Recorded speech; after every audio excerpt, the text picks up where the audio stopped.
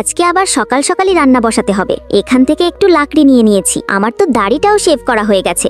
এখন একটু বাইরে ঘুরে আসি। আরে ও কত কষ্ট করে কাজ করে। আজকে আমার জন্য বাজার থেকে একটা নতুন ফল এনেছে। এই ফলটা আমি আগে কখনো খাইনি। ভাবছি আজকে একটা খেয়ে দেখি, তারপর বলবো কেমন লাগে। ওহ, নিচে পড়ে গেল। আমি তো ঠিকমতো বসতেও পারছি না। তারপরও আস্তে আস্তে বসে পড়লাম। ফলটা দেখতে অনেক সুন্দর। এই, তুমি এসেছো? খাবে নাকি? না না, তুমি খাও। আচ্ছা, আমি আগে একটু খেয়ে দেখি, তারপর তোমার জন্য রেখে দেব। খেতে সত্যি খুব ভালো লেগেছে ফলটা। এখন জামা কাপড়গুলো ধুয়ে ফেলি। ওর জামা কাপড় ধুতে হয়তো অনেক কষ্ট হচ্ছে, হয়তো আমার কষ্ট দেখে ওরও খারাপ লাগছে। তুমি এখানে দাঁড়িয়ে আছো কেন? এই দেখো, আরো দুটো জামা কাপড় এনেছি, এগুলোও ধুতে হবে। আমি ভেবেছিলাম আমার কষ্ট দেখে হয়তো সেও কষ্ট পাচ্ছে। আরে না না, তোমাকে এগুলো ধুতে হবে না। একটু দুষ্টুমি করলাম তোমার সাথে। এগুলো আমি একাই ধুয়ে ফেলবো। তারপর এই কলের পানি দিয়ে তোমার মুখে একটু ছিটিয়ে দেব।